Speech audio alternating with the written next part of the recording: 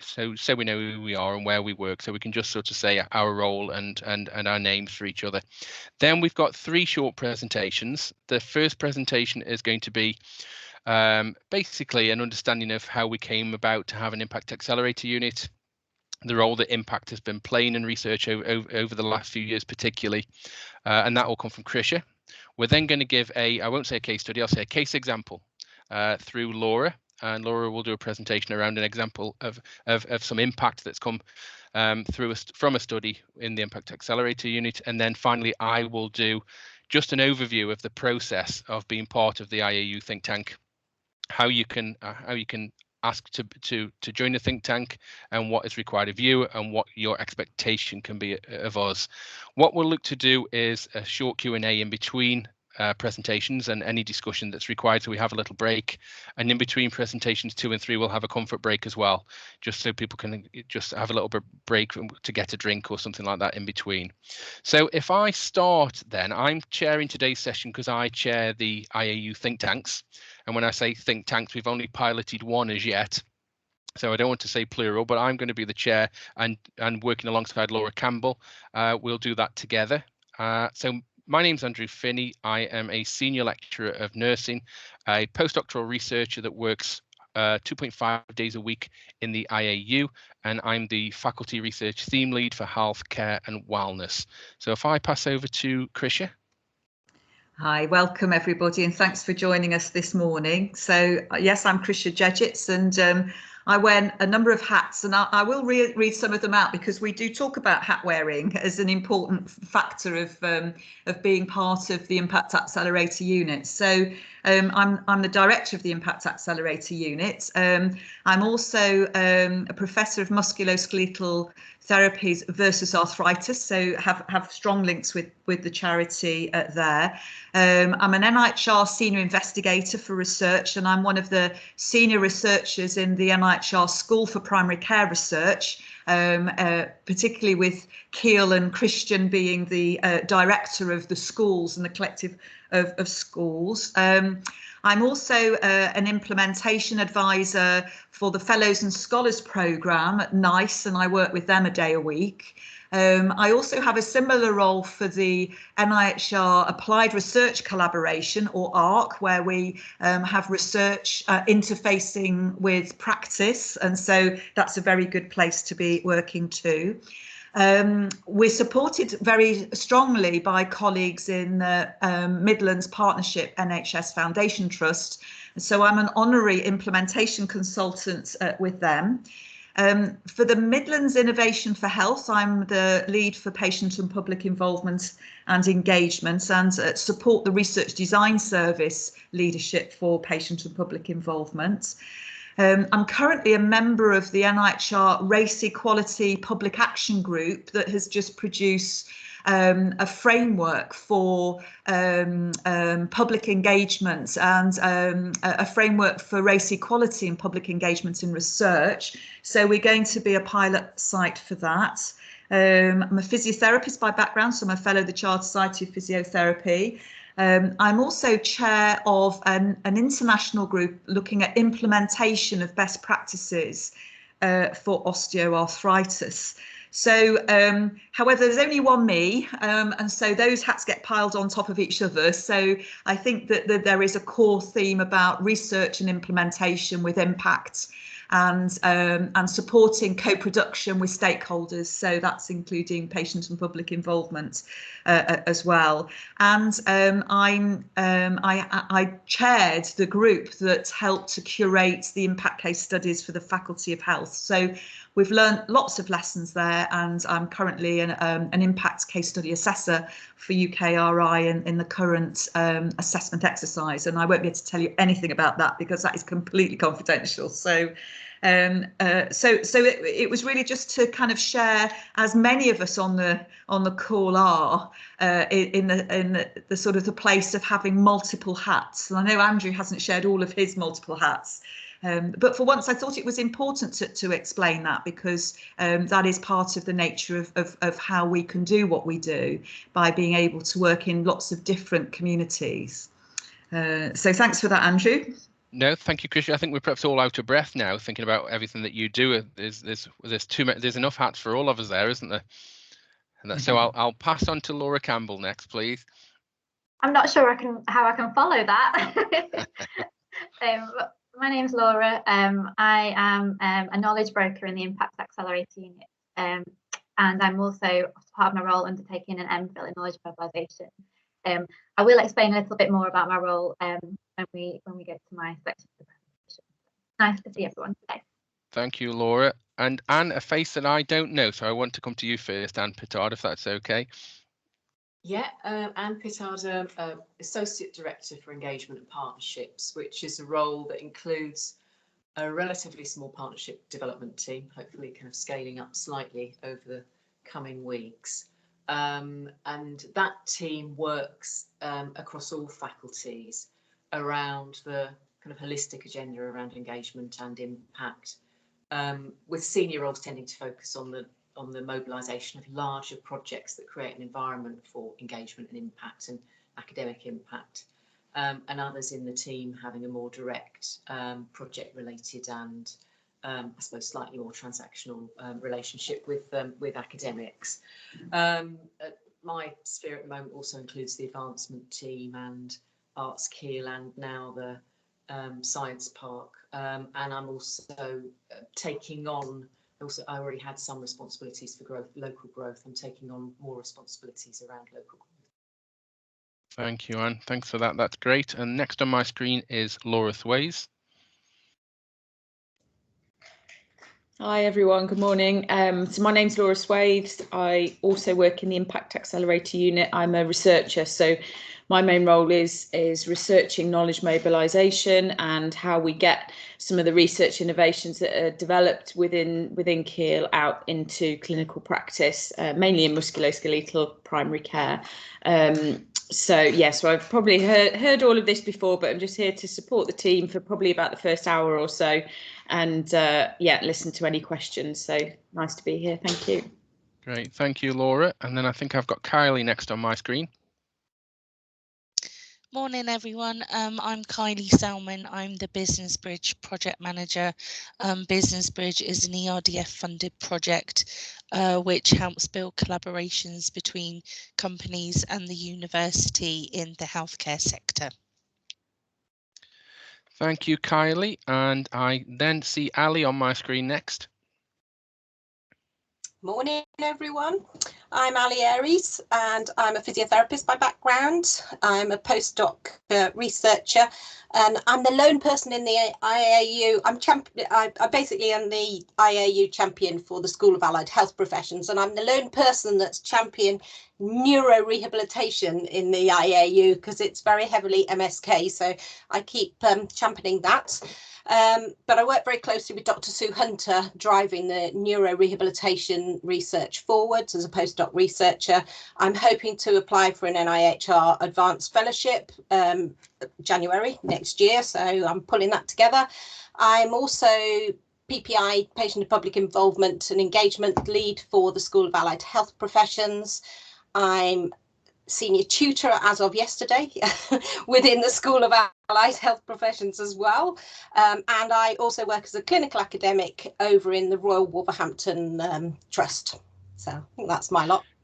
Thanks, Ellie. Do we say congratulations or is it commiserations? I don't really know which it's going to be, but I think it'll be a good challenge. I've always enjoyed being a personal tutor and driven the importance of that. So I actually think it's a hat that probably fits me very well, and in a way, I'm looking forward to doing it.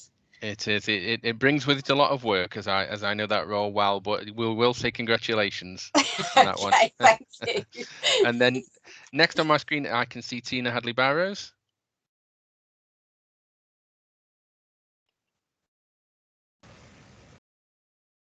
Hi, Tina. Hi, sorry, sticky button. Congratulations and hi to everyone. My name is Tina Hadley Barrows. I'm a consultant physiotherapist in the Royal Wolverhampton NHS Trust. I'm also the lead of the rollout of first contact physiotherapy in our primary care network. I'm passionate about the rapid translation of evidence into practice to benefit our patient care and I'm also a member of the Impact Accelerator Unit as a Knowledge Mobilization Fellow. I'm a member of the Keele CAT group, looking at critically appraised topics, and lead the Wolverhampton CAT group. And I think that will do. Hi, everyone. It's enough hats, Tina. Thank you very much. Now, on my screen, because I can't get a participants list, there's a little bubble that says +2 in. Now, I know one of them's Rosie, so I'm going to go to Rosie first. I don't know who the AN other is. I've no idea why I'm hiding from you, Andrew, but I am here, trust me. Morning, everyone. Rosie Monkman, currently Business Partnerships Manager on the Business Bridge project, working with Kylie. Previously, various different roles at Keele in knowledge transfer, science partnership development over various years. So I've come across you all in some shape, way or form over the years. Thanks, Rosie.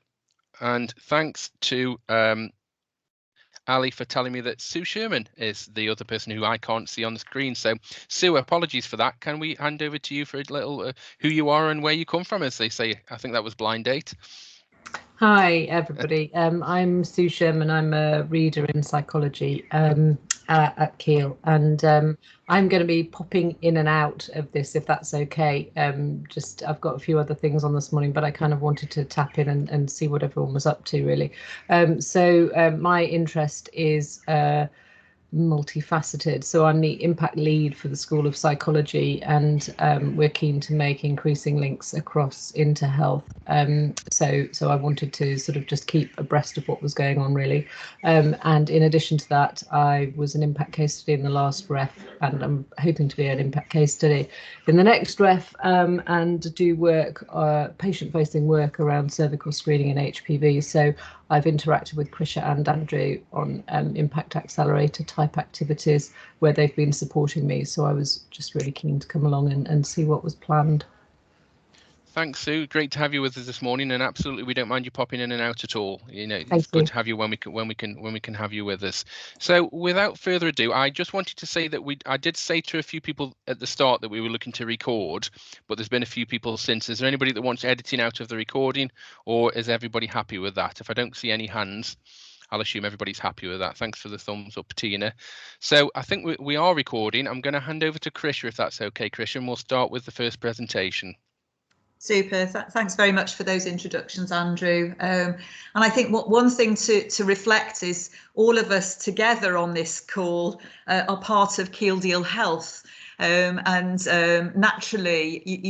we are looking to see how all the efforts in our research that we're doing at Keele actually do make a difference beyond the walls of Keele, and Keele Deal Health is a fantastic opportunity, part of the stable of Keele Deals that have been launched over the years, and the Keele Deal Health one is a really helpful focus for us around workforce transformation, research and innovation, and service transformation. And so this morning it will be very focused more around the service transformation end of things, and we won't be specifically talking about Keele Deal Health.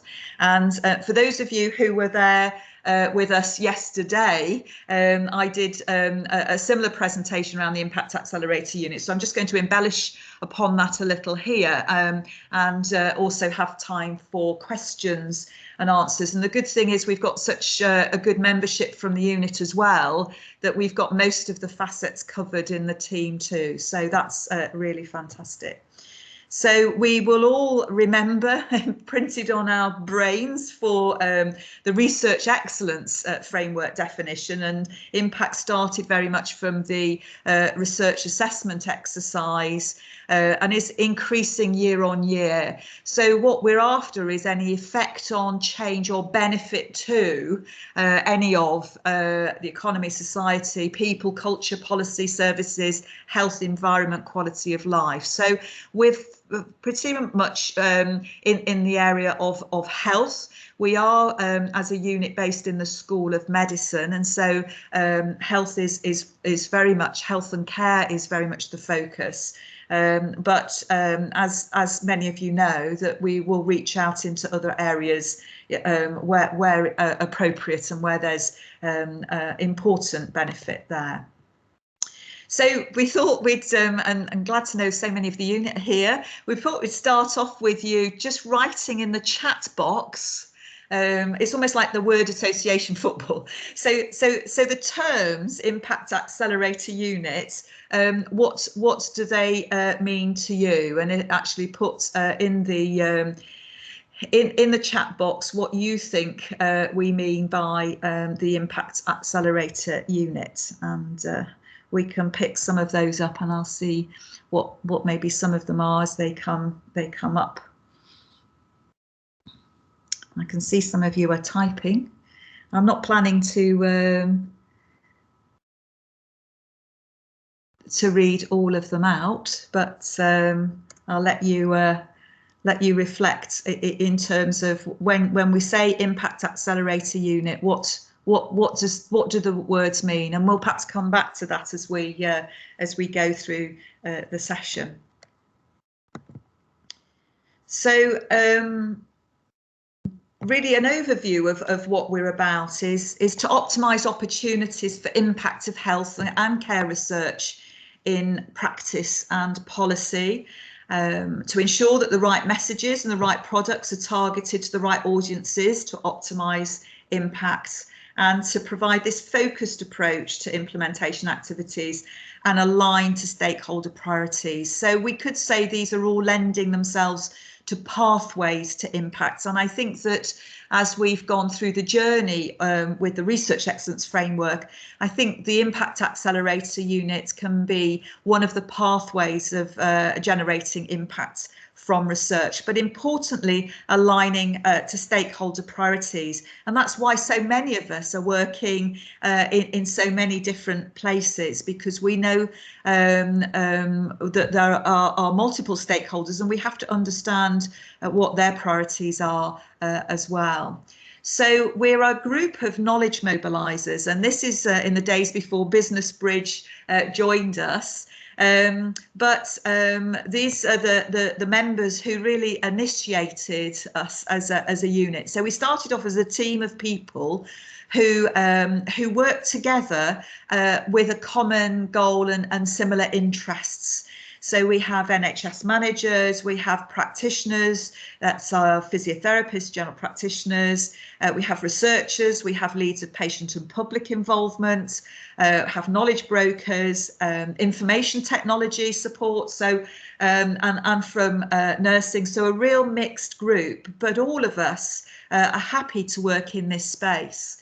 So as individual knowledge mobilisers coming together as a team, we then progressed to be calling ourselves a unit and working together as a dedicated group. And we were very fortunate in that the school offered us a place to come together and work together in offices and to be part of that. And that's partly how we also found Business Bridge, because they came to join us in that space.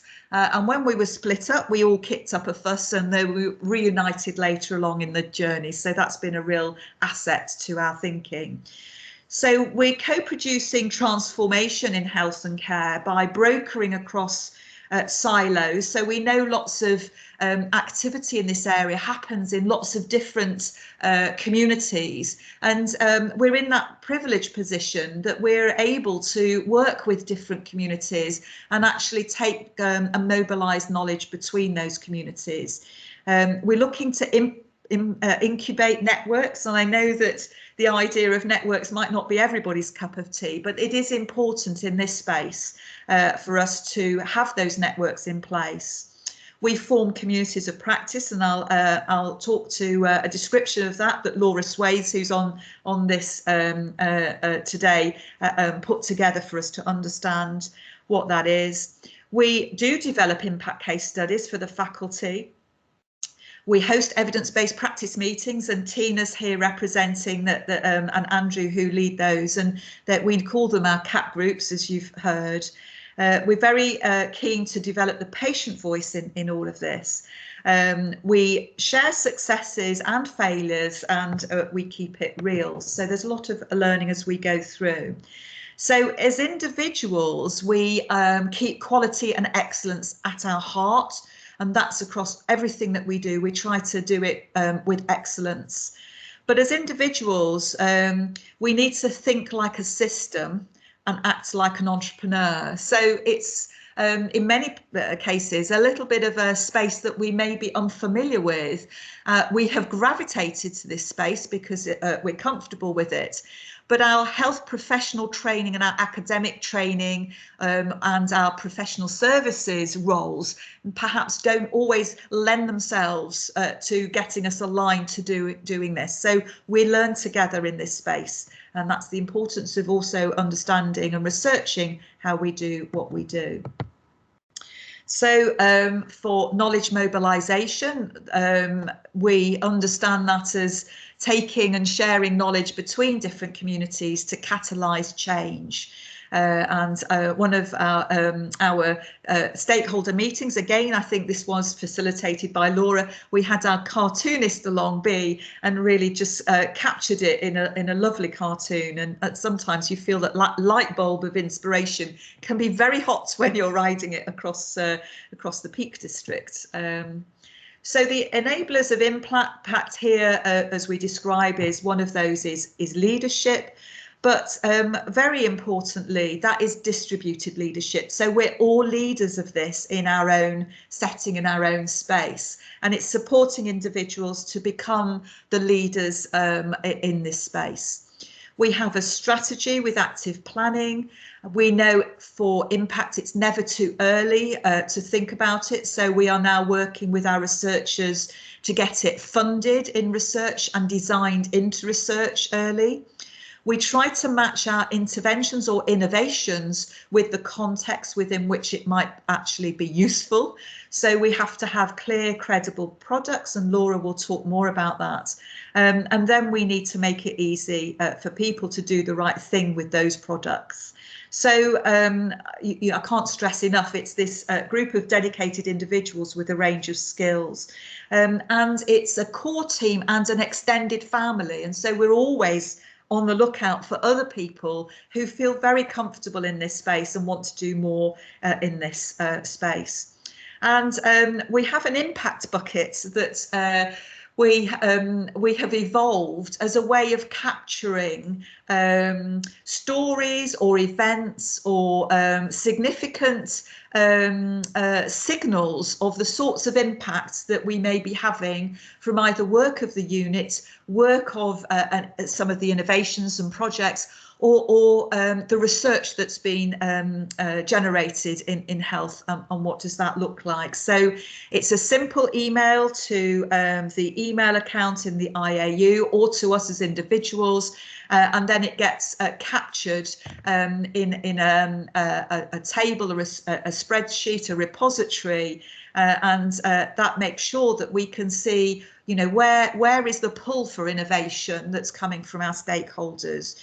We have also used that model for patients and public involvement, and we're using it for our Keele Deal Health initiative as well, as a way of making things real and making sure that we don't lose this. And then when Anne, in her university leadership role, turns to the unit and says, could you give us a case study at possibly sometimes short notice, that we have a record of these that we can draw upon to bring that evidence to bear. I'm delighted that we've got Rosie and Kylie with us today. So they formed part of our community, and then Anne brokered very nicely a way in which that the Impact Accelerator Unit could be the host, where we work with small and medium-sized enterprises through funding through the European ERDF funding, and we've heard that that's been renewed, to look at how do we broker the relationship between them and the expertise and support that academics and the university and health can offer. And Kylie and Rosie both bring those principles that I've talked about in terms of wearing multiple hats and being able to broker across boundaries. And I'm also pleased to say support us in our activities with Keele Deal Health. So they're on the line should you want to know more from them as we go through into the discussion.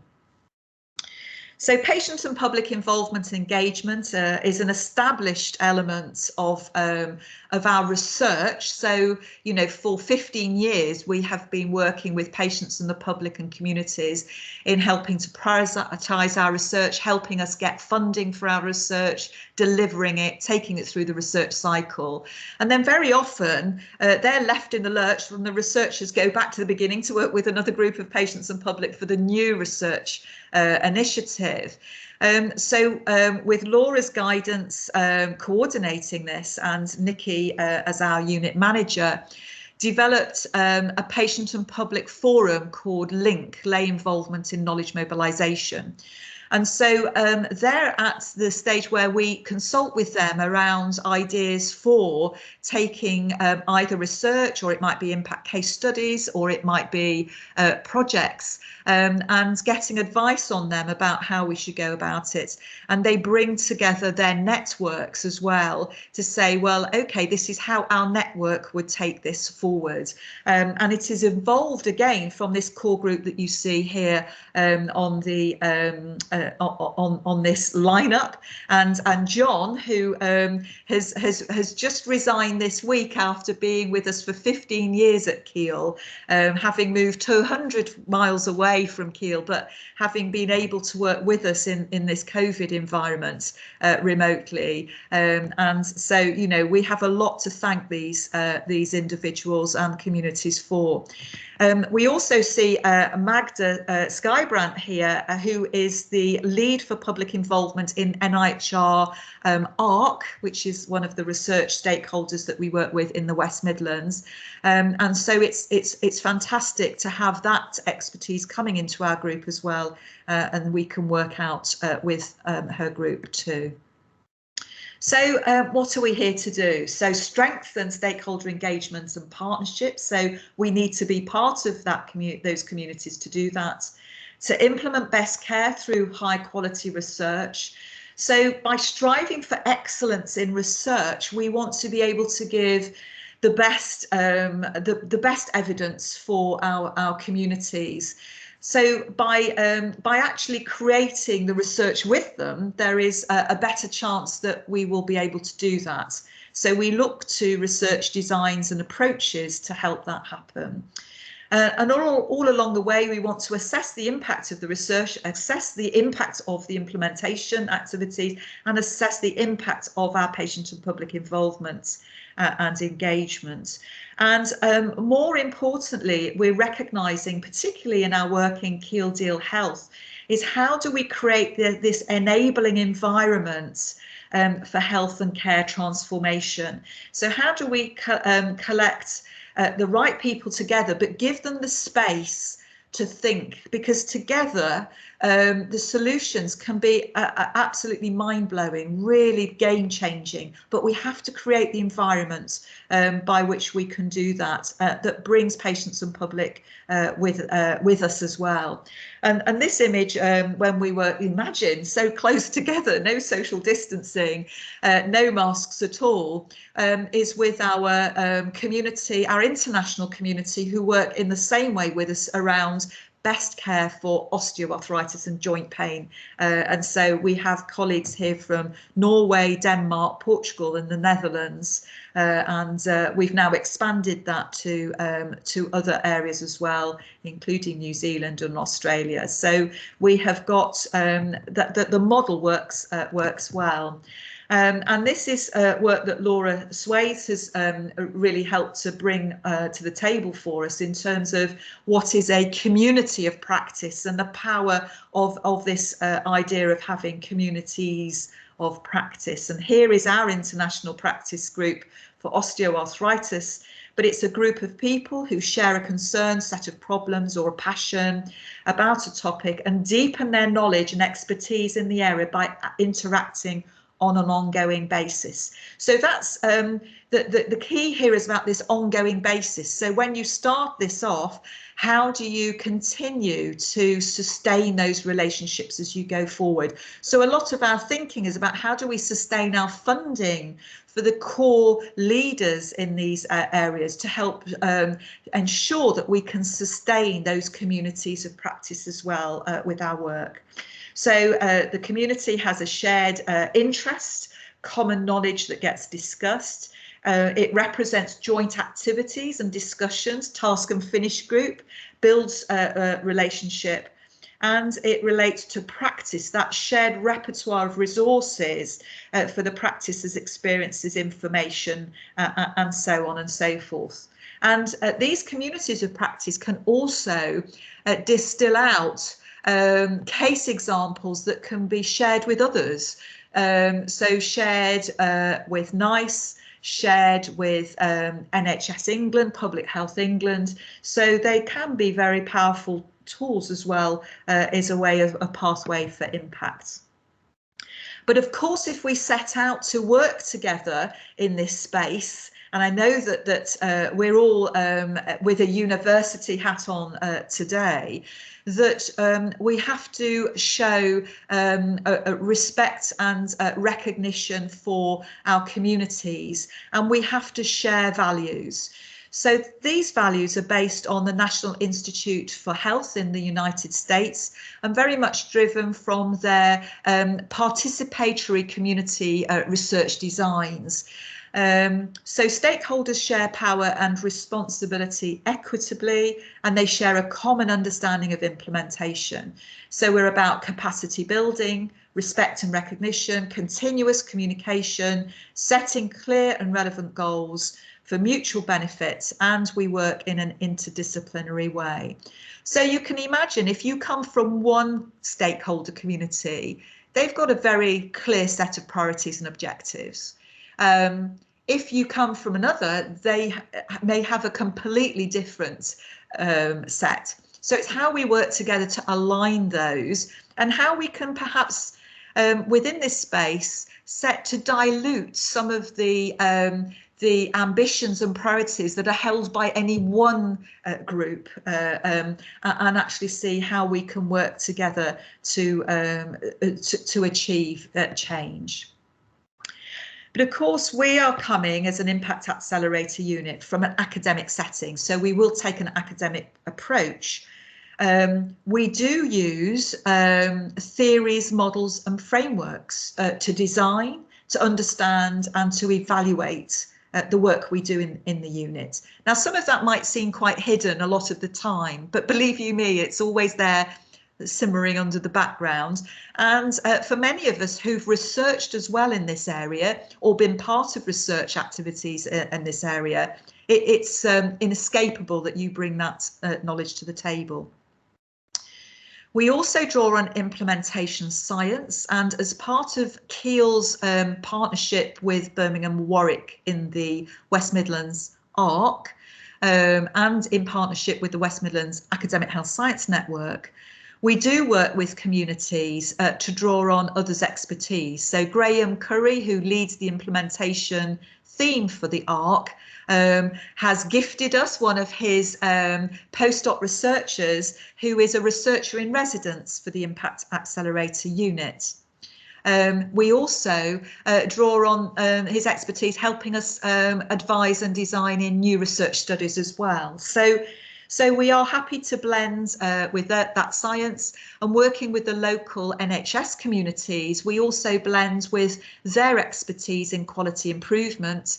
And the example that Laura's going to give after very much speaks to a quality improvement initiative, particularly led by the funder, the Health Foundation. So co-production is our aspiration, and it's hard to do it right at the very top of the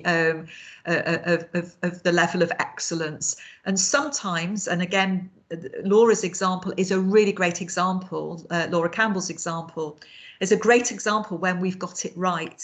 And that's very much about, you know, handing over some of the leadership and power elsewhere, so that we can truly be in a neutral space for that co-production.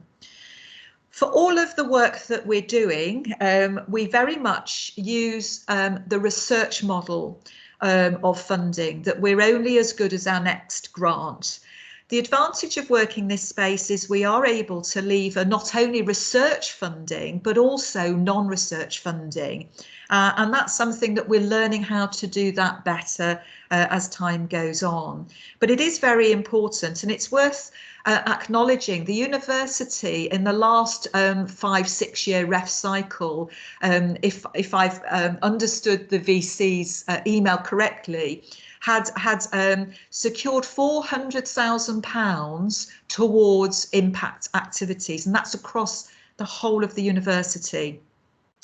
A recent sort of publicly facing document from the Cambridge University highlighted that they invest £4 million a year on impact. So in terms of the Impact Accelerator Unit, we support £250,000 per year of funding to keep the core team able to deliver the activities, and then we leave on top of that £1 million or so a year of activity. So we over a 5-year period we would be looking to secure £5 million. But that also includes working with the university to maximise the value of the Impact Accelerator Fund that supports the university's case studies. So because we don't only do case studies, we also seek to get funding from that area. And we do model our units on high-performing research institutes, which is also what the School of Medicine bases its strategy on for research. So that talks about distributed leadership. It talks about having confidence to trial things out and admit where things haven't worked well. It also talks about stakeholders and members of the core institute having roles elsewhere, which again, you heard me list off a lot of roles at the beginning, but we know that should be an indicator of us doing high quality work. And we had a great example from Ali Aries talking about that she also has a clinical role and works elsewhere. And sometimes it works the other way. Our clinical experts come in and work with us. So this is all very important, and it is important that we've been multidisciplinary as well. So we have Zoe Paskins, who is a leader, recently promoted to reader in her field, as our lead for our research strategy. So it is very important in everything that we do, it has to be evidence-based as well. So we're just not doing speculative work, that we really owe it to our stakeholders to be implementing the best knowledge mobilization approaches based on the best evidence. So we have started now to think seriously about our own research strategy, so where we will invest in the future and the direction of travel that we want to take. And it may well be that those research opportunities may flow out beyond health as well. So it's not only in that space, but it's important that we start in the School of Medicine. With our partnerships with our stakeholders, if we've got it right, we hear good noises coming back. So here is one of our GP champions working in general practice, saying that there's such a positive and can-do attitude, and everyone's views and contributions are not only sought but are listened to, debated and valued. And then from the patient has a voice. I am finally being listened to. So those qualitative explanations of the world working with us give again a little bit of signal that we've got some things right, and it's important that we maintain our values and the quality of the work that we're doing. So we've just completed a ref cycle of impact case studies. We curated 8 case studies across the faculty, across the schools, and 4 of those were from what was the Primary Care Institute, which understandably were directly primary care and musculoskeletal health. In terms of all 8 case studies, we could say that there were only 2 that weren't musculoskeletal. So you can see in Keele where our international reputation and impact lies, and we can see with strategies going forward how we might then see other areas emerging in strengths. And we certainly hear the kind of the appeal to support other areas and see what that looks like. But you can imagine a lot of the time we're now trying to distill a whole body of work of maybe 20 years of research into one case study, and how do we get that right? So we know, well, we think we know what makes a strong case study, and it's about having a compelling story. And that's where often we're working with a body of work. And it's if we get the story right, that body of work can come from anywhere. That it's very clear who's benefiting from the impact, and that link between the research generated and the following impact is very clear and measurable. And we're distinguishing between what we would say would be dissemination, a publication in a journal, going out and talking about it, how we move beyond that to actually see people saying, this has made a policy difference to what we're doing. So here are just 2 examples from the 8 case studies. So one was around transforming musculoskeletal therapies and services in primary care.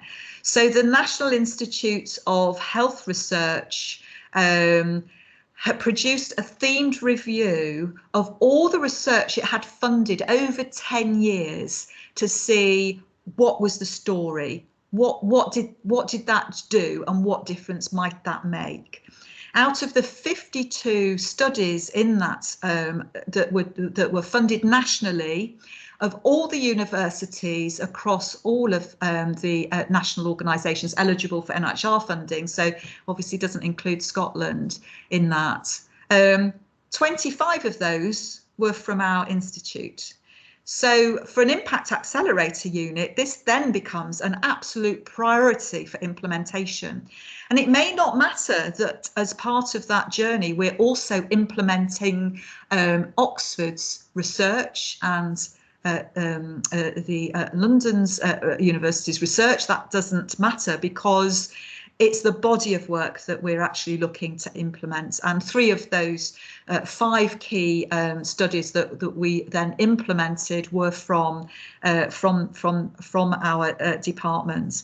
And what we can say is that our research has enhanced the information available to patients supporting self-management and guiding those with musculoskeletal pain in seeking help, accessing treatment and staying well.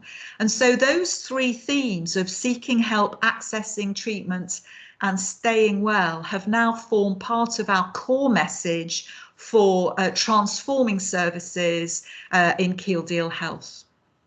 What we're incredibly proud about, and Laura won't be talking about this in her talk, was that Laura worked with the Chartered Society of Physiotherapy to develop a patient version of this, because this guide is fairly impenetrable for most of us, unless you're an academic or an academic clinician and knowing how you move from the research study into the real world.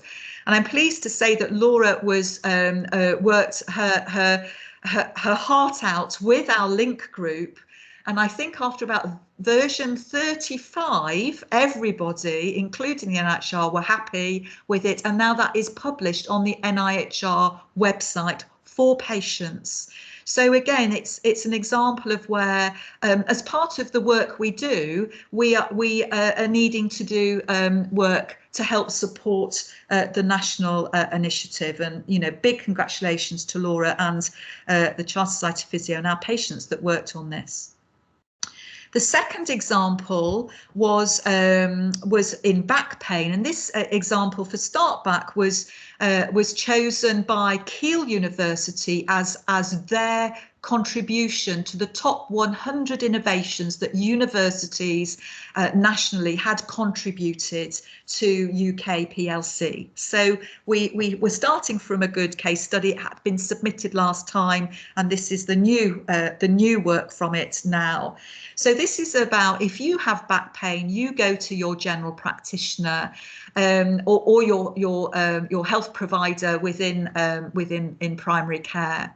And they can ask 9 questions to determine whether they support your self-management at that consultation, or they refer you on to physiotherapy that can take a biopsychosocial approach, either addressing more the physical symptoms that you're presenting with, or have that more holistic and approach to looking after your psychological well-being. And Public Health England picked this work up and commissioned York University to do a return on investment analysis of a whole series of interventions. And StartBack wasn't the only one. It also included a couple of other of our research, including one with work and pain, and that was the SWAP study. But actually determined for this, the return on investment was £226.23. So we know that if a healthcare organisation invests £1 towards this service, they will get a return on investment for that pound of £226.23. And that's a great message again for the Impact Accelerator Unit, to make sure that our stakeholders are aware of that in their planning. And this makes an estimated annual societal savings of £46 million. So those are the sorts of activities. And of course, the Impact Accelerator Unit and the members were involved in supporting Public Health England in this work and in supporting the NIHR in this work. And so our hats enable us to provide the support in our national partnerships to help take the research through into the real world and help give us the resources for implementation. So back to Keele, we started off probably with a number of case studies, and they weren't all needed, and that was fine, but they were, one of them was needed at short notice. It was felt that, well, to actually fulfill the needs of the university strategy, could we provide them with an additional case study and say, yes, of course, it's there in our bucket. We've got the initiative, and we can work with that. But one area where we felt we should be providing impact is the way where that people who live with multiple conditions, multiple long-term conditions, when they present to healthcare, they don't want to be treated as a knee or a back or a thumb or anxious or depressed. They want to be supported as a person with these multiple long-term conditions, because we know majority of people have these conditions all together. So what we did through the impact work for the REF is we set up an impact case study team led by Johnny Quick and Tom Kingstone, 2 of our more junior academics at the time. They're senior now, but they were started off more junior on that journey to see what they could do. And they were supported by Carolyn Chew Graham, the professor, one of the professors leading mental health research in primary care for us in the School of Medicine. And they held a series of workshops, and they brought together members from other schools and other institutes. So the Institute for Social Inclusion and other schools outside. We had our GPs, our patients, our multidisciplinary team, the researchers, and started over a series of workshops funded by Keele through the Impact Accelerator Fund, to take it from a small core group for Keele, taking it then to a bigger group of stakeholders, and then for an international meeting to really try and see what we could do differently. Now, that case study didn't mature well enough to be required for the ref. Partly as Carolyn only came to Keele during the last ref cycle, so it's not like we've had 20 years of Carolyn's research to mobilise. But we're looking how to accelerate that. And fortuitously, some of us, including Nikki, who is our Impact Accelerator Unit Manager, Kay Stevenson, who is one of our core group, is an honorary professor, works in MPFT and is also senior knowledge mobiliser within our unit. We were members of, as individuals, of something called the Q community. So these are the knowledge mobilisers of the Health Foundation. Health Foundation, a big funder of activity in this area, and not only research. So we had been members for about a year, and then one of their workshops was, how could we work with Mind, the organisation who works with mental health, to support people presenting with musculoskeletal conditions and help support them around messages for anxiety and depression. So if there was anything that had the Impact Accelerator's name on it, this was one of it. So whatever they were asking, we were at the table. What we did is we worked with our link members, Laura as our knowledge broker, Nikki managing it with Kay, Carolyn and Tom, and worked together with the community to first secure the first step of funding that took us to the table. So for £2,000 of funding, we were able to bring the community together, and Laura will tell you that impact that had. And then in order to then fund the activity that was needed, we could then go back to the Health Foundation, and it was a closed funding round only for the people who were members of the Q Lab activity, and they secured £100,000 for impact activity in this project, and it was led by the knowledge brokers. So it wasn't an academically led application, and I think that was the success of it. It was supported, but it wasn't led, and I think it's because perhaps as academics, if we're right in the academic space, we may not write it well enough to represent the stakeholders' needs, and I think that it was done incredibly well by the group, and you'll hear all about Be Free from Laura. So that's my not so whistle-stop tour through our work, but it's more about the culture that we have set up in the unit, and that we're very jealously guarding and protecting as we go through. What we can see is what that means for us.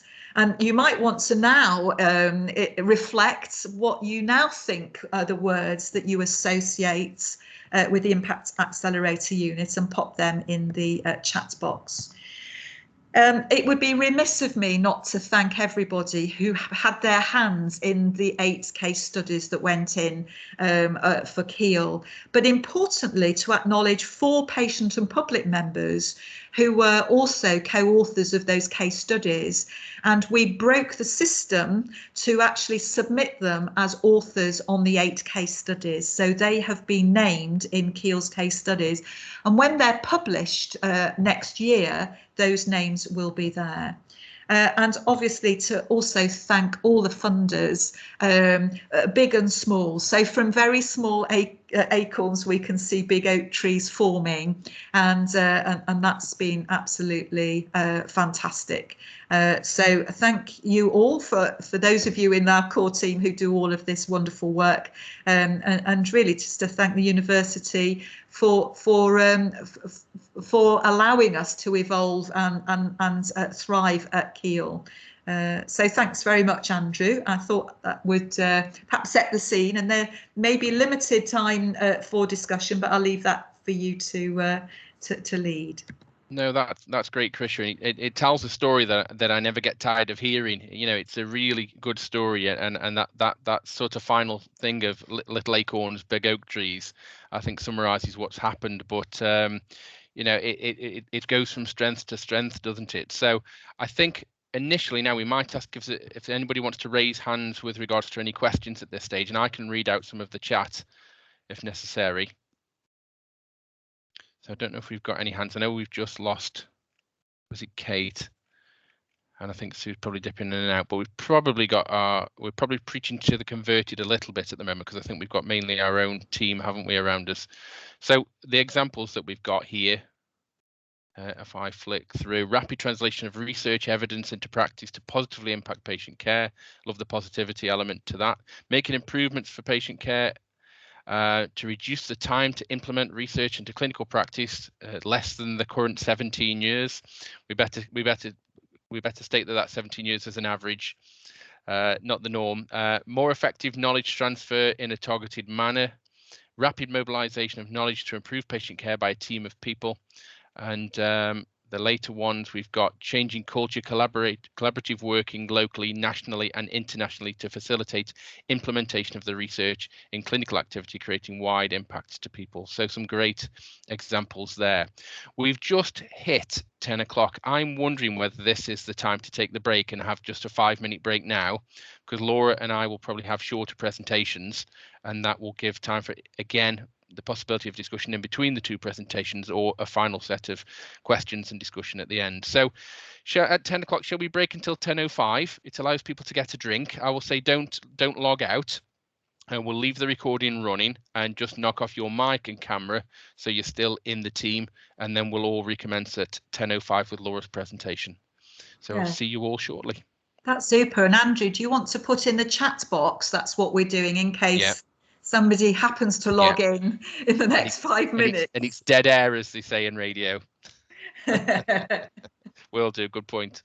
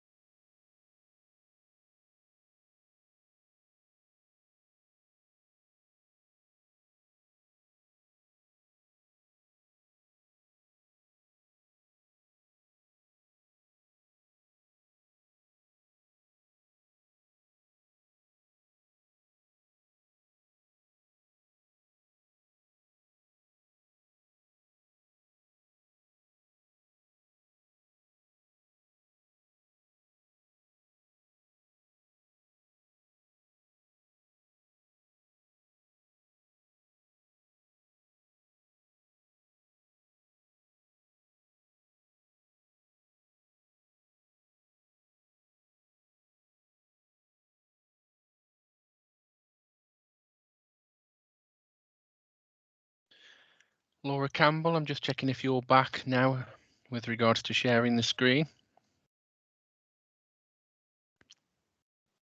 Yeah, I'm here. You never, because people's cameras are off anyway, so you don't actually know if they're back, do you? I know, That's the thing. yeah. Thinking it's 10:05, we need to make the start. So I'll let you share your screen. No. Can you see that? Okay. Yeah, we've got that. I think it's on slide. Yeah, my PowerPoint's been acting a bit strange. Oh, it's gone. So I think it's on slideshow, but it's showing as a top and bottom banner. Yeah, just ignore that. This is the only way I can present it for some reason today. No, well, we can see the whole slide anyway, so it doesn't matter. Yeah. I'll hand over to you then, Laura. Is everybody back now? Yep. Yep, fabulous. Okay, so today I'm going to give you an example of innovation in action and showcase an example of how the IAU have turned evidence into practice. But before I do that, I want to explain a little bit about my role as a knowledge broker. So knowledge brokering is a key part of knowledge mobilisation, and the role supports the journey from evidence to impact.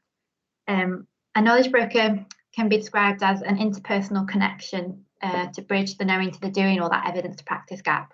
And it's also that human factor, or that social kind of discipline which facilitates the process of knowledge mobilisation and the creation and development of networks.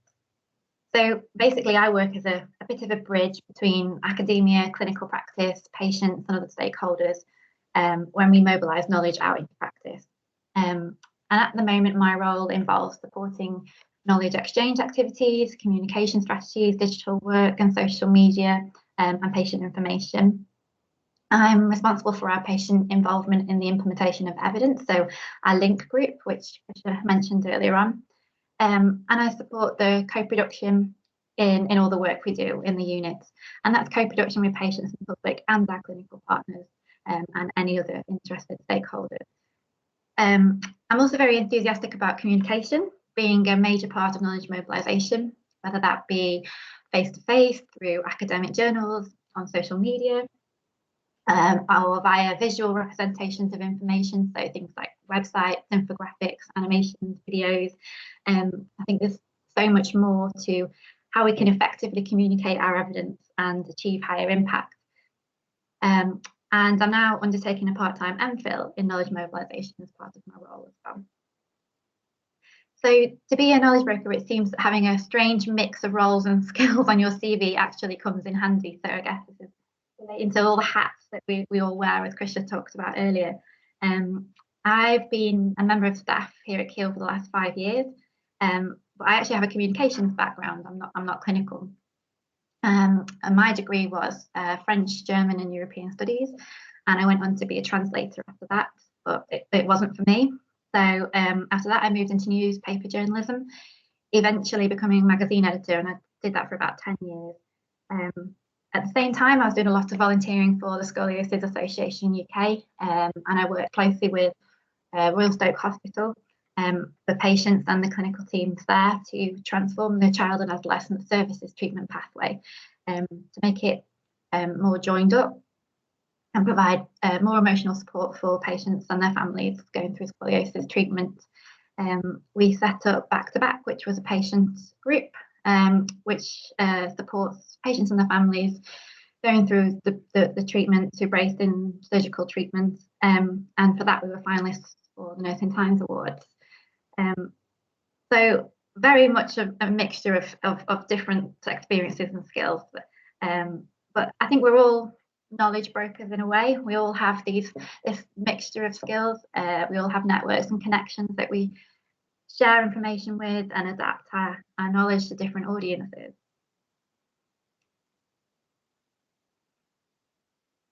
So I've had some fantastic opportunities in the IAU to be involved in several amazing implementation projects, one of them across Europe in the role of knowledge broker. But today I want to tell you a little bit about one in particular, and that's Be Free, which I hope will demonstrate how, as a unit, we can engage with our stakeholders, bring evidence to life, and really have an impact.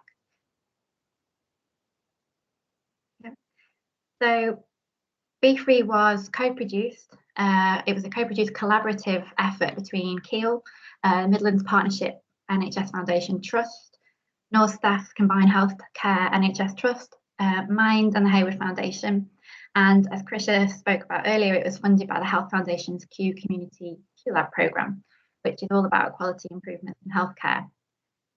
And the aim of Be3 was to take key evidence-based messages around mental health and chronic back and neck pain out into the real world.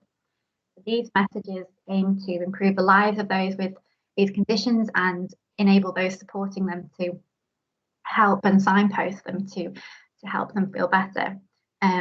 And we had a completely blank piece of paper at the start, just a few key pieces of evidence. So where on earth were we going to start? So first of all, we established a core group of people who would work together to devise just how we could make an impact. And this group was made up of the project leads, which were Kay Stevenson and Tom Kingston.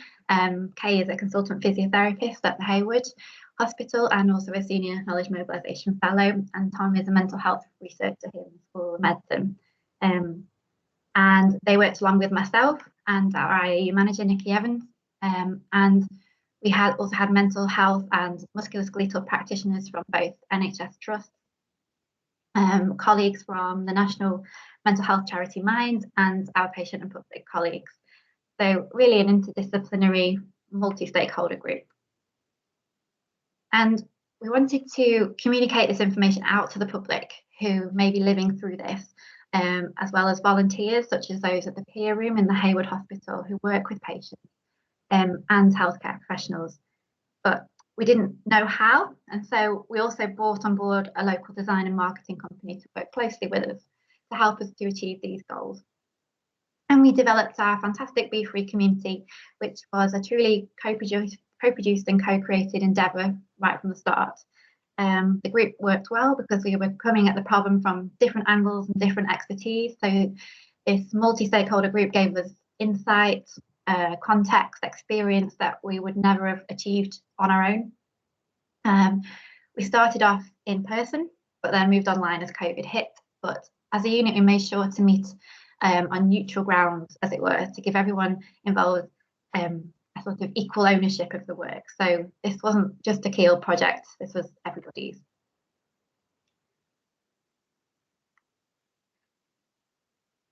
And so we worked with the design company to devise the name, which is Be3, the logo and the B. So we had a strong brand, which would give us a vehicle to take forward our evidence-based messages and make them engaging and exciting for our intended audience. As a knowledge broker, it was a fantastic experience to bring together and keep motivation going within the core team and the group. And also a chance for me to bring those communication design skills into the work to help translate and work between ourselves and the core group and the designers.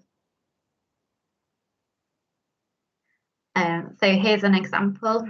You can see what Be3 looks like, but you can also explore in more detail if you go to the website, which is at the bottom right hand corner there, it's be3.org.uk. As you can see, it's really bright, it's really engaging, it's quite positive, and we're really proud of it. Our second innovation was training. So to mobilise a lot of knowledge to clinicians and volunteers, we developed a free training package, which is online. Thirdly, we wanted to mobilise our knowledge to the public, volunteers and clinicians. So we created a local online and paper repository, which contains signposting to local community groups, charities, organisations, hobbies, books, all sorts of resources for patients suffering with mental health conditions and long-term pain. And then finally, all of our knowledge was put together in an animation, which we're showing it on GP screens in waiting rooms and hospital screens and on our website. I'm going to attempt to show you, not the full animation because it's a little bit long, but one of our high five, which is eat well, which is one of our key messages. So let me just come out of this and go back into the animation. When you've got 5,000 windows open and you don't know which one to press. Here we go. There should be sound, so let me know if you can't hear it.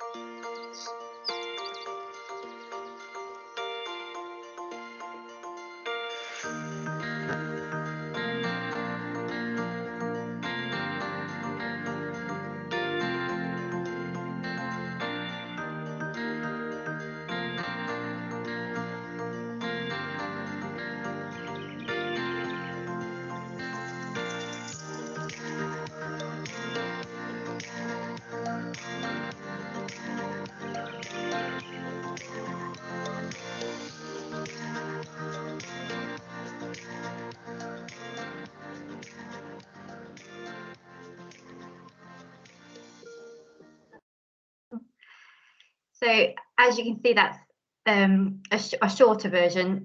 One of the key messages, and we've oh, it's starting again. Hold on, on my computer. Let me stop it.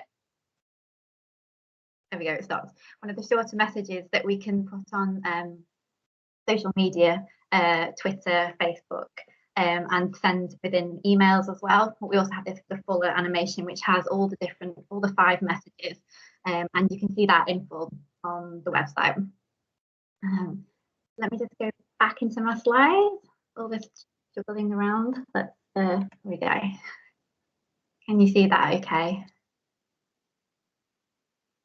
Okay. So those are the key innovations that came out of E3. But I'd also like to introduce you to Patricia now, who is one of our patient and public colleagues in our link group in the unit. And as you know, the link stands for Lay Involvement in Knowledge Mobilisation. And Pat has worked with us now for several years to proactively support the movement of knowledge into practice. And the link group are members of the public, some with lived experience of health conditions, but all with community ties and networks to charities, NHS organisations, community groups, and experience of improvement of some kind. So Pat is particularly creative and has helped the unit convey knowledge in a completely different format through poetry. So I'd just like to show you an example of one she wrote about B3. And again, this has got sound, so if you can't hear it, let me know.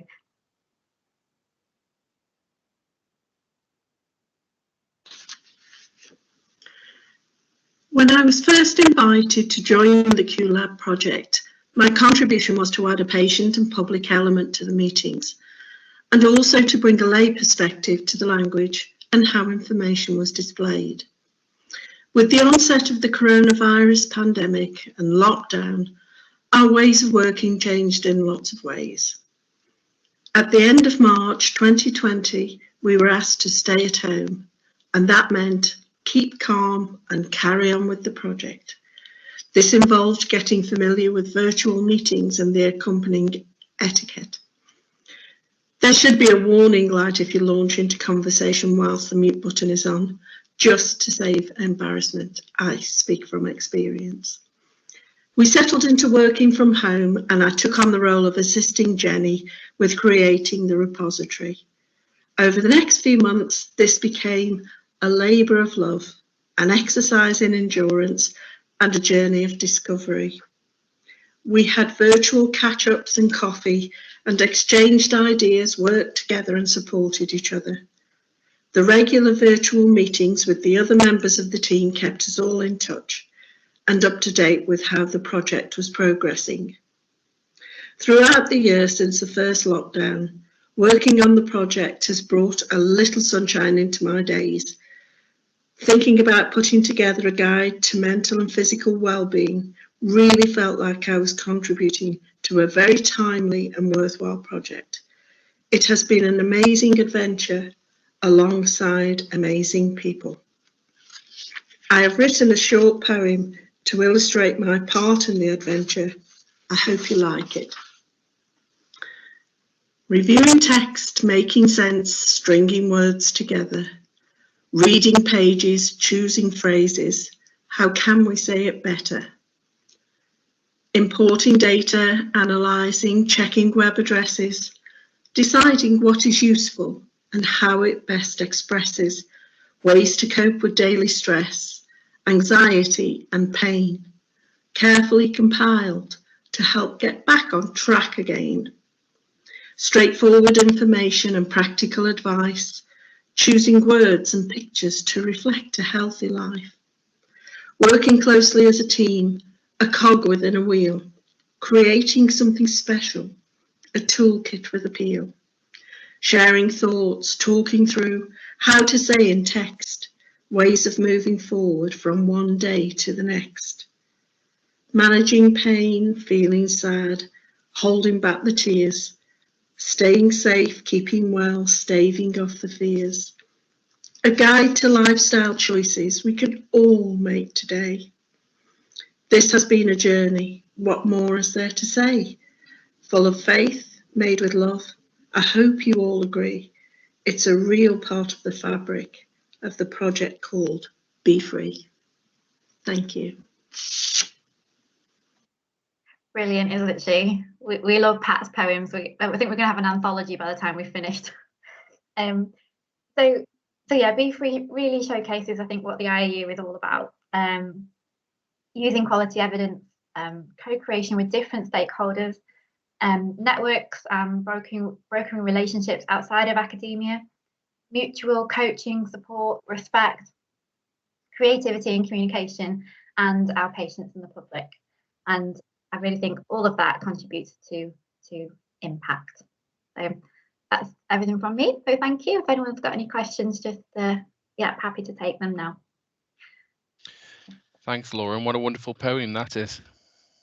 Yeah, she's very clever. I don't know, because we've got very much our team here at the minute. Tina, your camera's on. Did you have a question with regards to that? No. I'm not used to seeing extra phases. I think people are basically congratulating all and congratulating everybody on that project, I think, particularly. You know, and the next Valentine's Day I shall contact Pat and ask her for a poem. And make out that it's my own and do it that way. That's wonderful then. So without further ado, I will push on to the third presentation. It's a very short, it's launching the think tank now and just giving a bit of an overview on what it's for, its purpose and how it will run. So I'll share my slides. Laura, I'll ask you to just give me a thumbs up if they appear, if that's okay.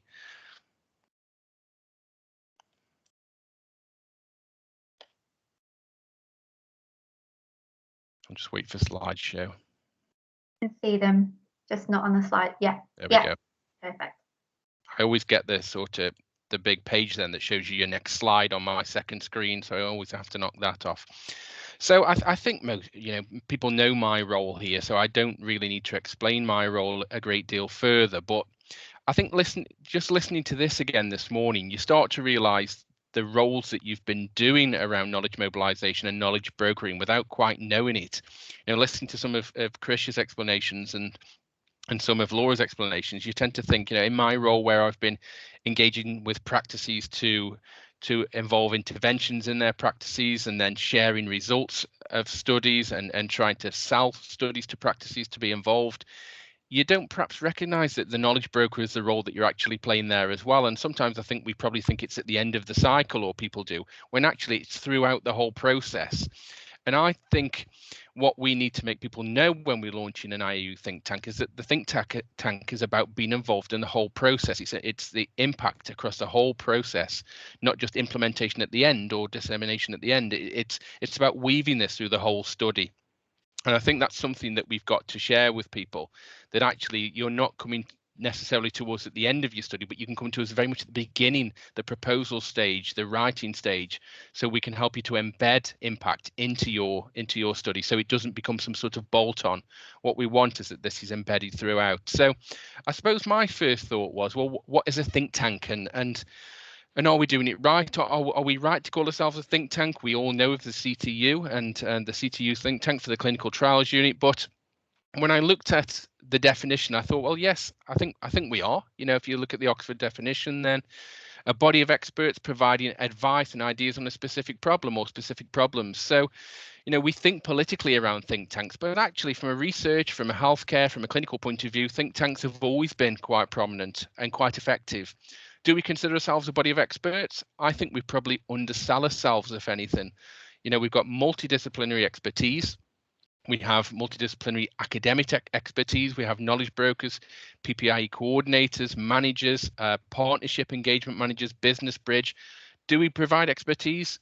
Too right, we do. You know, we have plenty of it, and we have plenty of experience to fulfill and back up that expertise. So I think we are a body of experts, and we will be very supportive to people that want to come along to the CTU, to the IAU Think Tank. Get the acronym right, obviously.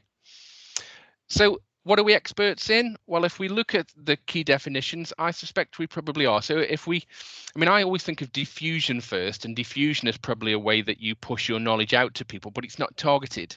And I think once you move past diffusion to things like dissemination, knowledge mobilization, and implementation, there's a far more of a target to embed your findings then, and an aim and a purpose and people that you're trying to target. So dissemination is described as the distribution of research findings to specific audiences, for example, journal articles, presentations, and podcasts.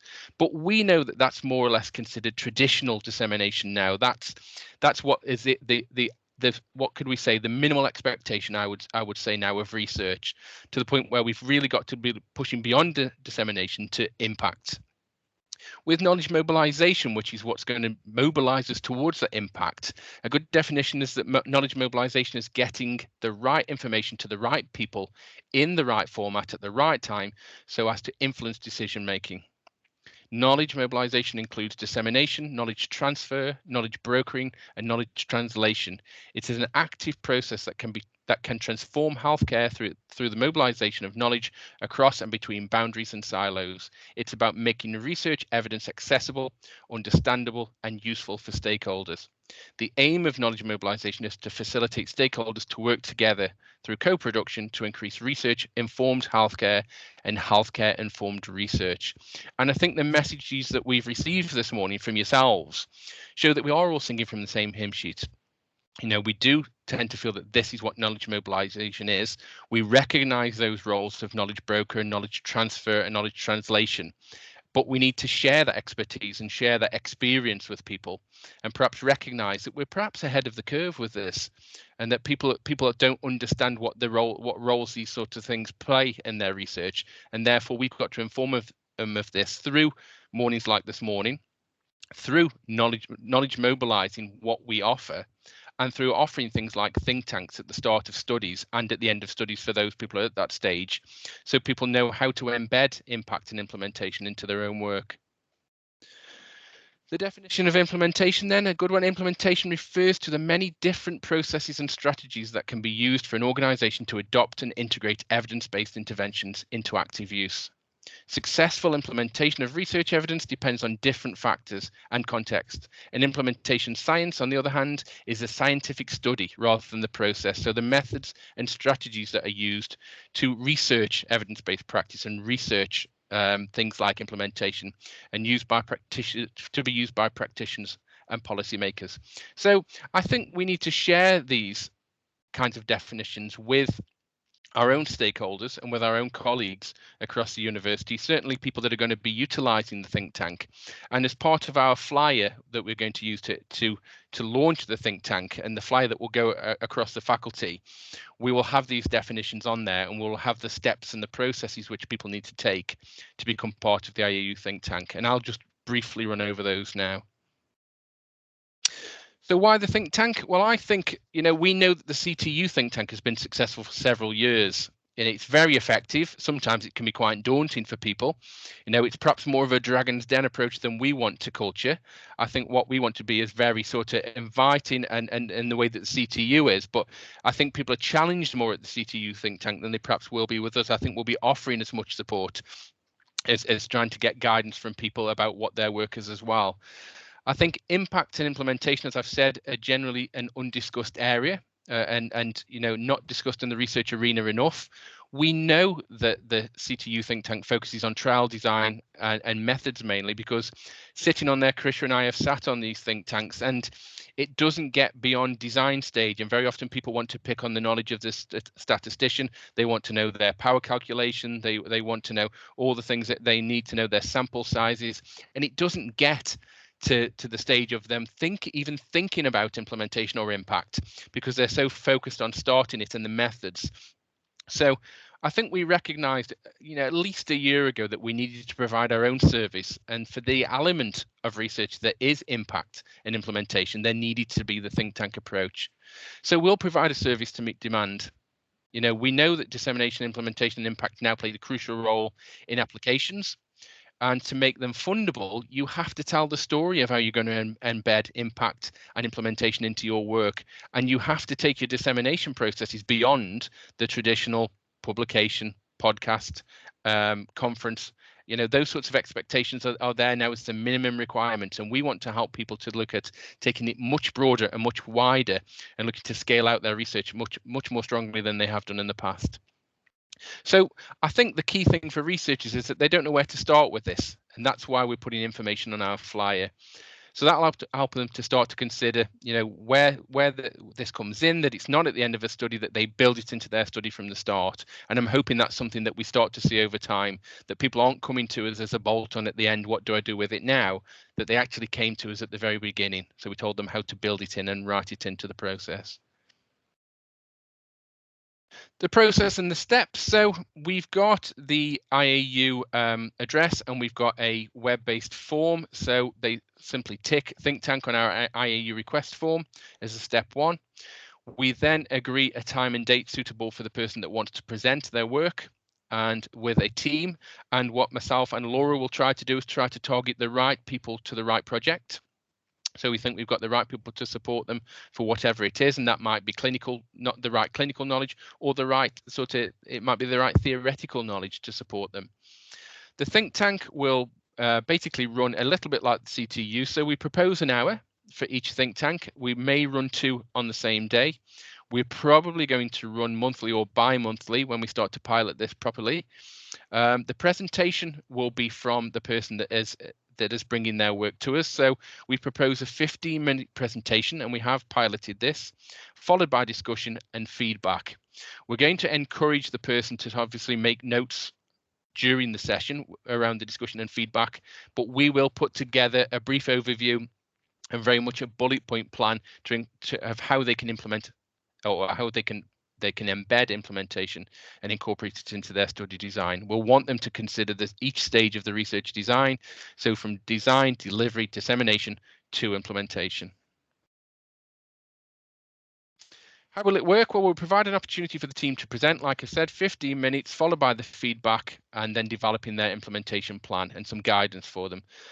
The think tank will be attended by, I should imagine, a minimum of around 4 people. When we piloted it, we had around 6, I think. And what we'll do is we'll try and target the right sort of people. We want academics, knowledge mobilizers, PPI members, and people with clinical expertise to help them to creatively think about their implementation.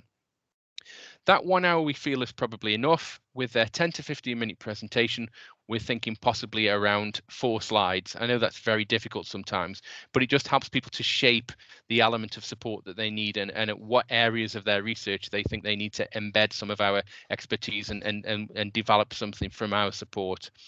Our team will have a lead and a discussion to provide the suggestions. I will work as chair, supported by Laura, and we'll provide think tank feedback through a summary sheet. The summary feedback sheet will look like that. We'll give a series of bullet points and we'll set it out on I'm going to quote probably Jejits with this. This is a Jejits own Pico format.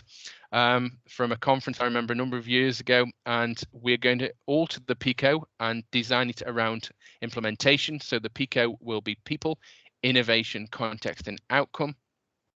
So the people approach to our feedback will be who you need to broker your knowledge, and how they can work with you, and how you can broker the knowledge, how to get your message out there, and who to. The innovation will be what's in your message and what makes it translatable and acceptable for your audience. The context, so who is your audience, who you need to target, and some people don't think beyond the sort of basic line of, well, we want to get this to clinicians. They don't think about stakeholders and commissioners and partnerships across the platforms of academia and healthcare.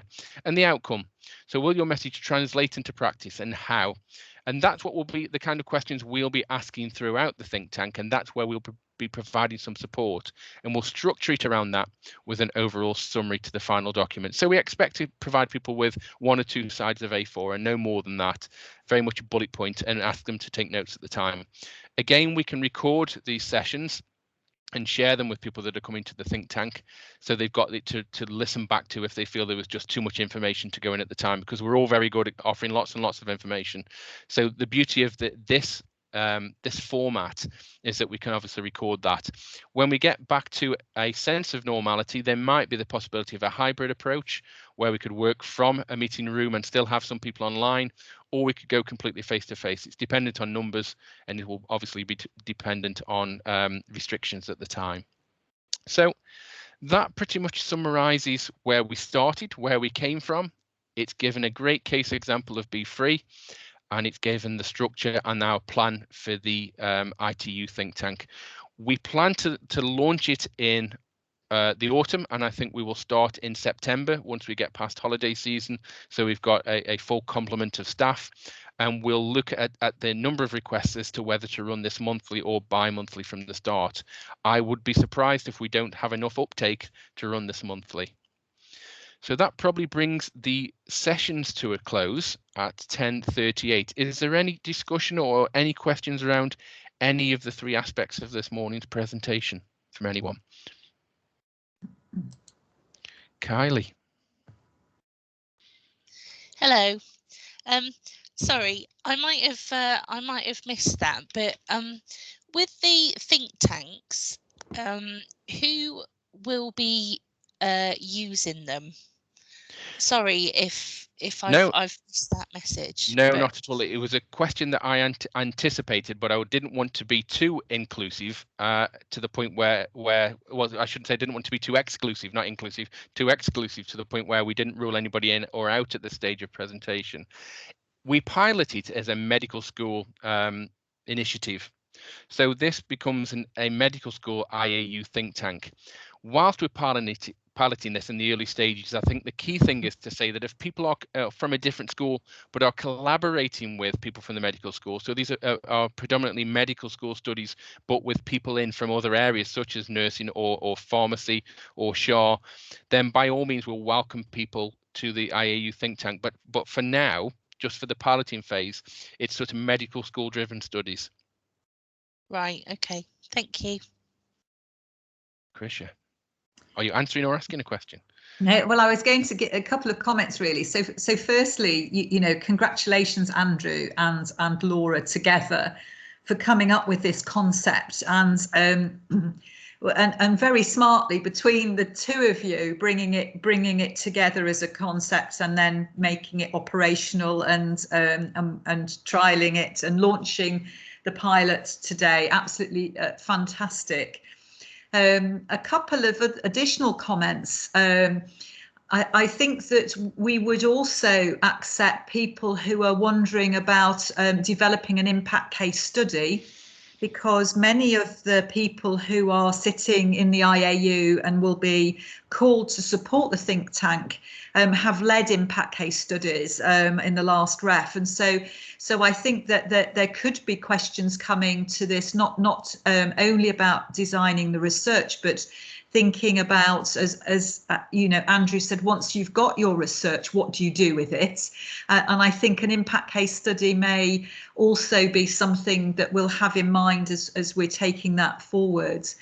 I heard recently another community from another university saying that they had disappointments in not getting funding for some excellent studies and excellent research, because there wasn't a good justification and a good explanation of the impact and implementation. So, and again, absolutely right, there's the expectation now that research will also be doing a good job at thinking about this throughout the journey.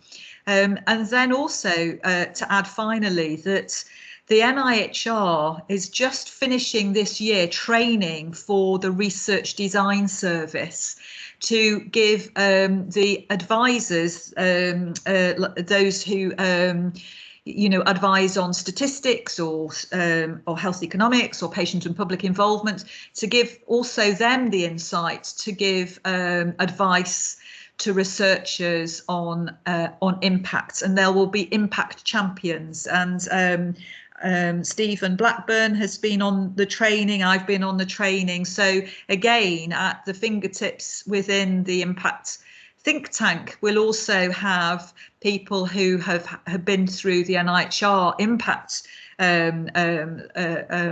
programme as well. And Kay and myself, along with a colleague in Birmingham, Fiona, we actually contributed to the programme around knowledge mobilisation. So knowledge mobilisation is still at the heart of that as well.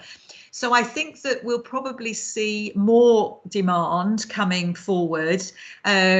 And we have also got experience of having projects funded when we have put our own elements and supported and worked with people in getting funding. So I think what you have beautifully done is actually operationalise this, make it streamlined, make it very clear how to go about it. And I think it will help us manage potentially the size of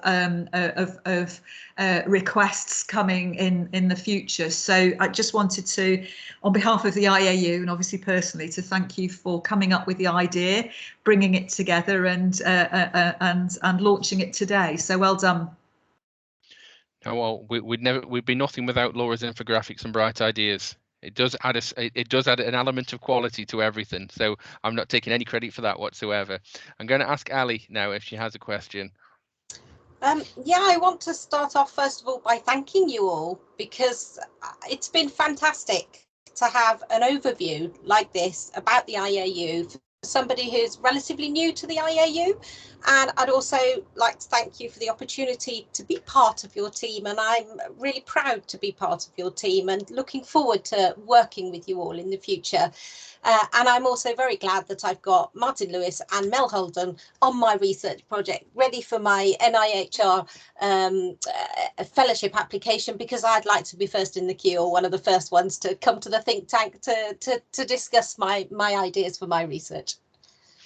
Thanks, Ali. I'm afraid you'll be second in the queue. I think we've already had one in the last week before we've even launched, but we can make you second in the queue on the same day potentially. Perfect. So that's probably the way that we'll do it. And listening to what you're saying has made me realise that maybe this is the kind of presentation that I should replicate. Maybe the whole thing to like the School of Nursing, because I don't think it's recognised. We're building a research profile, and I don't think this stage of the research is ever considered. No, I think that's the one thing I'm taking from this morning's meeting, is what a shame it is that it's us lot that are here, and we have to find a way of taking this out to the rest of the university for them to understand what a fantastic resource it is. And I'm very much happy to help with that, and organise a time for you to come to SARP and things like that. So, and initially I can store the recording of this now, and we'll send that to Joe Clark as well, and we can also give that to the two schools, so that can be something people can look at in their own time. But I think the opportunity to do it live with questions and synchronous, as we say these days, is also another benefit, isn't it? You're more likely to get a better uptake. that way. So yeah, more than happy to do that. Can I also say that our second year have actually, for our physiotherapy MSci course, have actually got a module called Implementing Evidence into Practice. I wasn't involved with it this year, but I had a really good look at it yesterday. Claire Stapleton's the module leader, and that might be another opportunity for actually infiltrating into teaching and raising the profile. Yeah, we'd be happy to do that. Laura, this might be a good time to stop the recording. So we'll thank anybody who's listening secondary now to this.